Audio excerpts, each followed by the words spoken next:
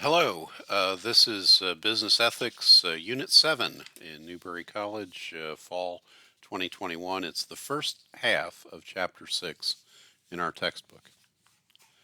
Uh, the chapter begins with a cold opening that they call the choice to voice. A couple of points. They talk about three employees who decided to make rather bold political statements on the job, each of whom were either dismissed or perhaps ostracized. And some of the points that I'd like to make is the book talks about the Universal Declaration of Human Rights. Uh, well, that applies to countries. That applies to member states of the United Nations, all 186 out of the 200 countries in the world, not to private businesses.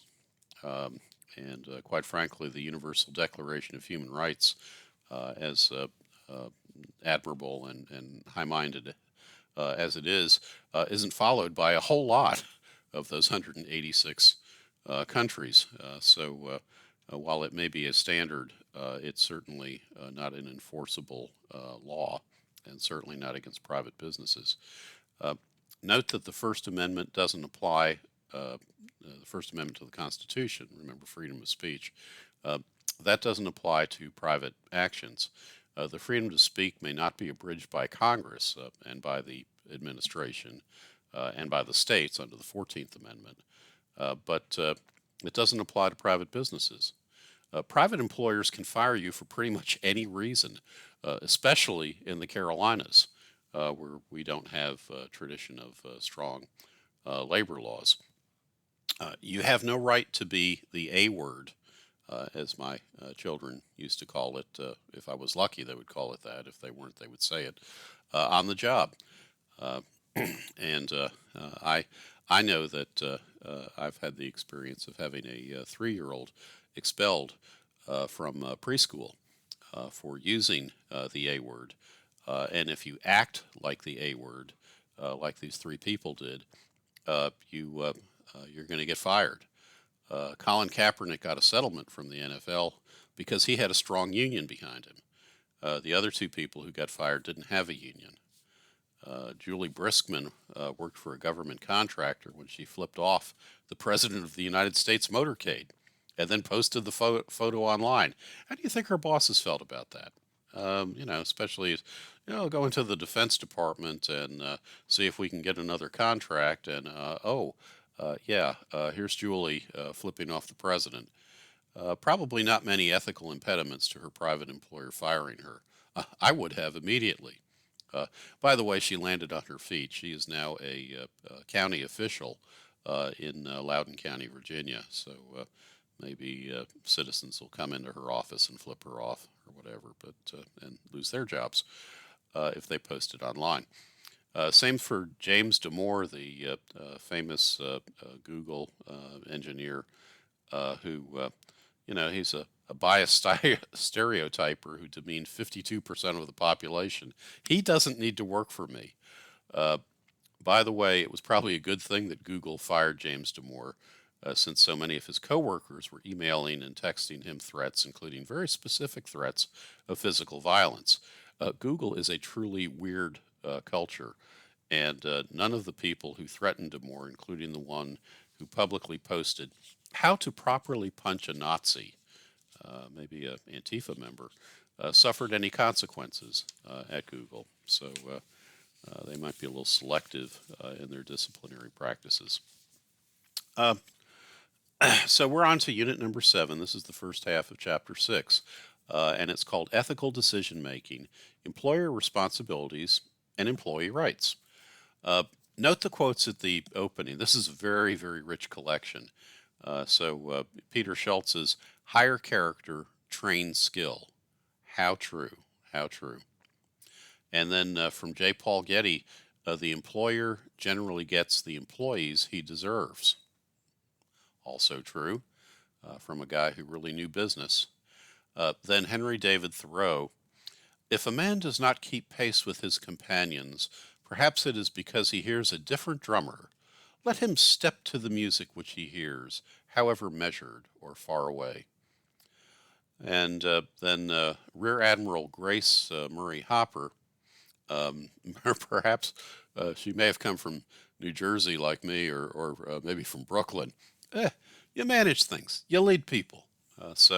Anyhow, uh, good quotes and a good introduction to the chapter. I'm not sure the Thoreau quote belongs with the others, but it's such a classic statement I wanted to include it anyway. And the other thing is this: I mean, one of the reasons it does belong, one of the reasons it does belong, is because if you're in any organization, there's going to be that guy or that gal. If you ever watched the TV show Chloe, you had the Mary Lynn Razjub character was really weird. But when Jack Bauer was ever in trouble, she would find the information and get it to him that he needed to get out of the situation. And so there is a value in weirdness. Uh, Maybe not as much weirdness as you find in the Google culture, but it's nice to include people who think differently than you do and who may have skills to do things differently than you do. Certainly the research with autism and people who are on the autism and spectrum, Asperger spectrum, are determining that some of these people can process information a lot more quickly and efficiently, kind of like Rain Man, where if you can properly learn to communicate and channel their behaviors in productive ways, maybe there's a place for them in many organizations, and that would be a great thing. We have a number of clients who have autistic children, and when you have that situation occur, you have to worry about them for the rest of their lives, and that probably they're going to outlive you if statistics and probability hold. And how do you make sure that there's somebody to care for them when you're gone? And it would be nice to be able to find some more places to have them engage productively and to use the skills that they have to focus on what their abilities are and not their disabilities. At the time J. Paul Getty said what he said in this chapter, he was the richest man in America and probably the wealthiest man in the world. I remember that when I was in the MBA program, our professor who handled HR issues and organizational behavior courses told us that a company gets the union that it deserves, and I think that's true. I'm not a fan of the public sector unions discussed in the chapter. I think that's political and really a conflict of interest. Even FDR didn't like public sector unions. Uh, but I have great affection for the trade unions of guys and gals who actually make things, move things, and build things. When I watched the Arnold Schwarzenegger movie Eraser, and the union guys on the docks help him and Vanessa Williams take on the Russian arms smugglers and the corrupt Defense Department officials, I'm cheering along with everybody else. So that's our opening to the chapter with the case decision point and the and the quotes. Okay, let's go on to the chapter objectives for Unit 7, and we're going to do the first half of Chapter 6.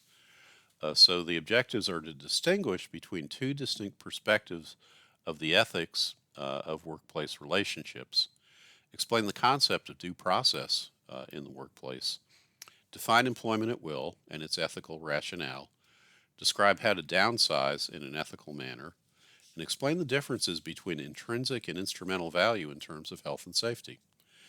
This is a fun chapter for me because I often write employment agreements, independent contractor agreements, and handle employment tax audits with the IRS. I'm also a lawyer who took labor relations law and constitutional law in law school, so this is right in my sweet spot as an attorney. So let's distinguish between two distinct perspectives of the ethics of workplace relationships. And again, we're back to our old friends, the utilitarian and the rights-based ethical perspectives. So utilitarianism, you want to treat employees well to produce greater workplace harmony and productivity. So that's one perspective. And then rights-based, which is treat employees well because it's the right thing to do. It's the employer's duty to do so, the deontological requirement, you know, the imperative duty to do so, regardless of the financial consequences. So those are the two distinct perspectives of the ethics of workplace relationships. And your book gives you some additional material that you can dig through uh, on that. But that's basically it in a nutshell. Protecting employee rights through unions. Union membership in the United States has dropped from about 33%, about one third of all workers were unionized in 1960, to down around 10% in 2016 and 2017, according to your book. Federal and state laws have been promulgated to provide protections for employees as unions are less influential. So, as the unions have become less influential in protecting the workforce, the federal and state legislators and labor bureaucracies have stepped in with laws and regulations under those laws to protect workers. Public employees are now one of the largest groups of unionized employees. And North Carolina, South Carolina, Georgia, Virginia, all our local states, and Texas are the only 5 states that prohibit public employee unions, except for police and fire. And I suspect this was written, I think Virginia has probably changed that now with Terry McAuliffe, and they've had Democrats in the legislature for the last few years. Uh, Public employee union members now have protection against union bosses using their money for political speech, and there's a Supreme Court case just recently that established that principle. So uh, the FDR was perhaps the most liberal of all the 20th century presidents, and he fiercely opposed public sector unions. The thought is, why do you need a union if you already work for the government, which isn't likely to abuse your rights in the name of profits for the owners? Isn't working for the government public service?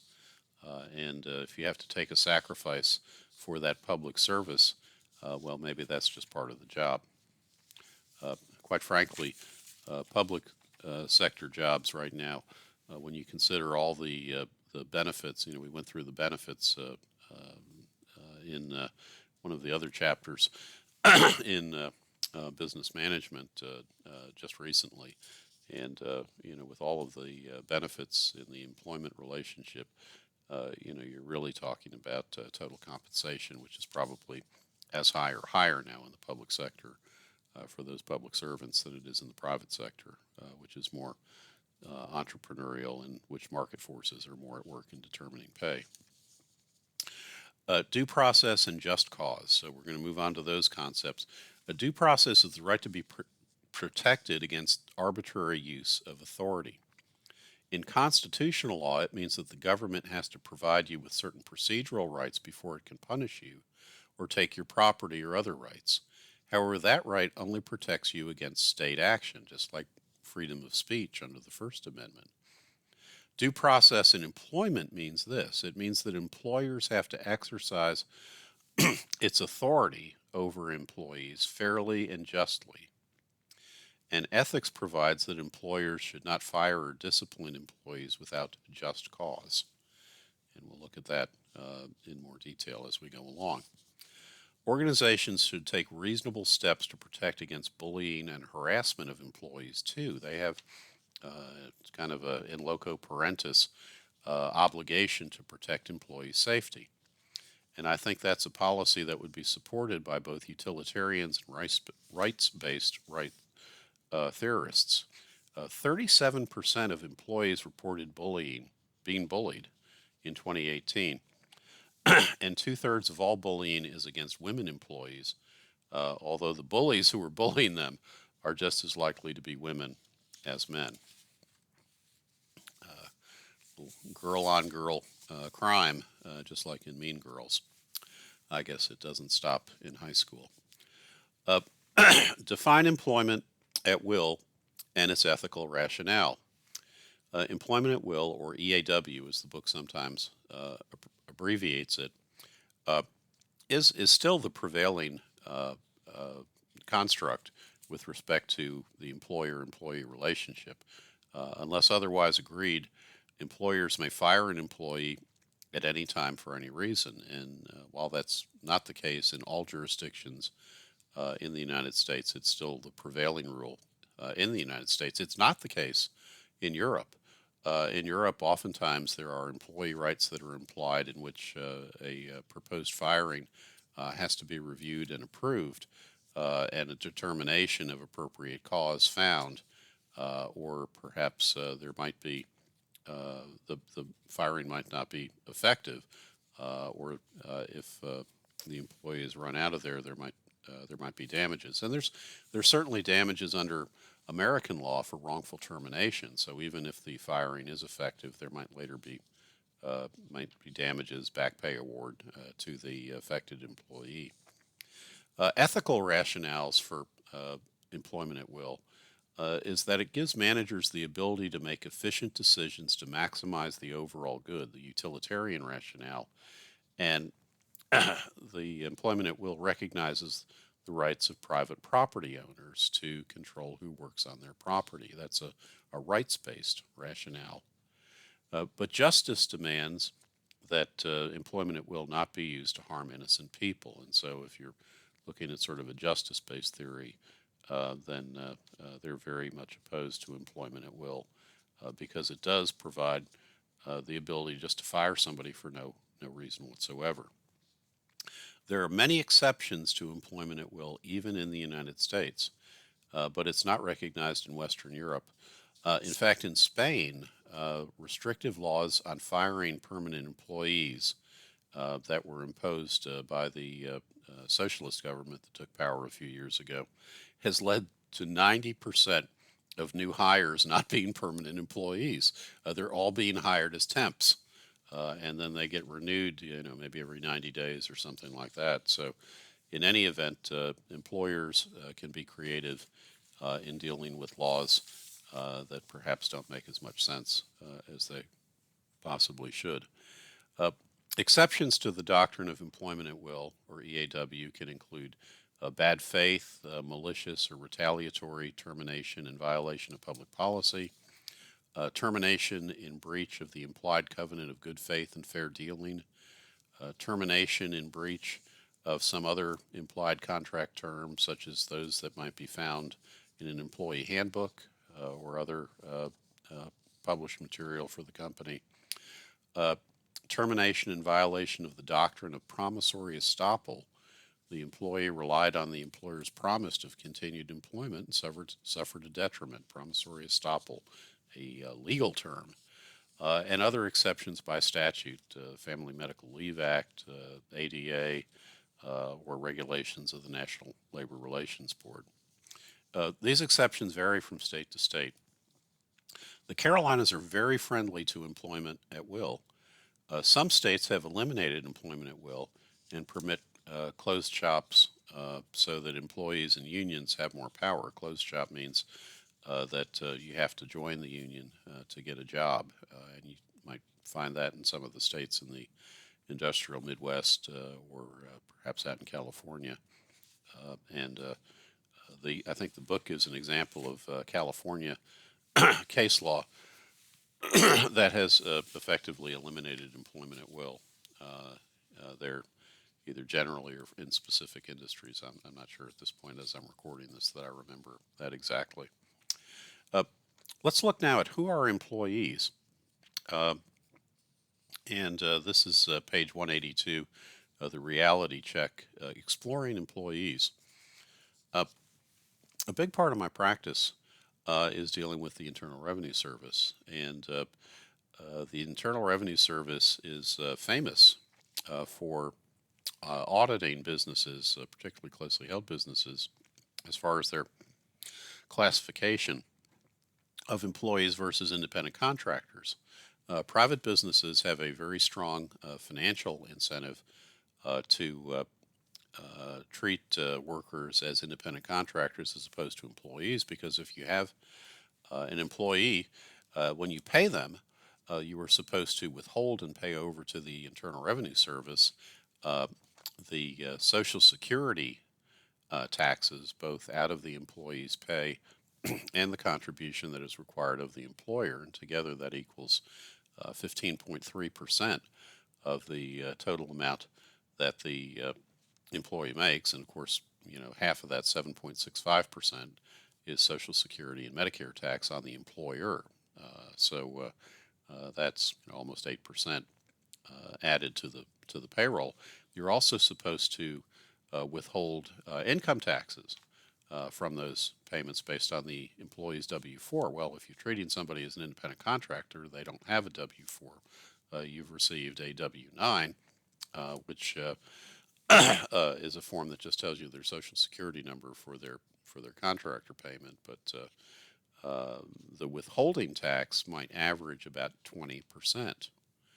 20% for federal income tax, 8% for the FICA or Social Security tax, and that's an extra 28% that is supposed to go out of the employee's paycheck, the worker's paycheck to the Internal Revenue Service. There's a number of tests that are in the law. There's basically 3 tests in the law that you have to satisfy if you want your workers to be treated as an independent contractor. The first test is right to control. If there is a right to control, that's the common law test. Then the worker is an employee and not an independent contractor.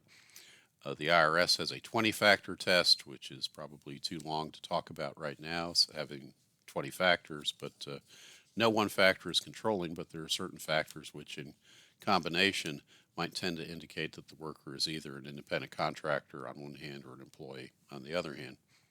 And then there's an economic realities test. Is the worker dependent on the business, or is he or she actually in business for himself or herself? So this is a huge issue for the businesses that are my clients. The IRS audits businesses aggressively for this misclassification of workers to avoid paying payroll taxes. And some other government agencies, Wage and Hour and some others, also will audit for this classification issue. Read carefully what Phyllis Applebaum says on page 182. Treating all workers as employees can cost the business 28% more at the same hourly rate. So if you want to be competitive in getting your workers, if they want to get the same check, you have to pay them 28% more just to stay even if they're treated as employees. Now, the IRS loses lots of money when independent contractors don't pay their self-employment tax. So if they don't have it withheld from their paycheck, they're supposed to report it on a Schedule C on their Form 1040 and pay self-employment taxes as well. Or they might take business deductions. They might actually have business deductions against that income.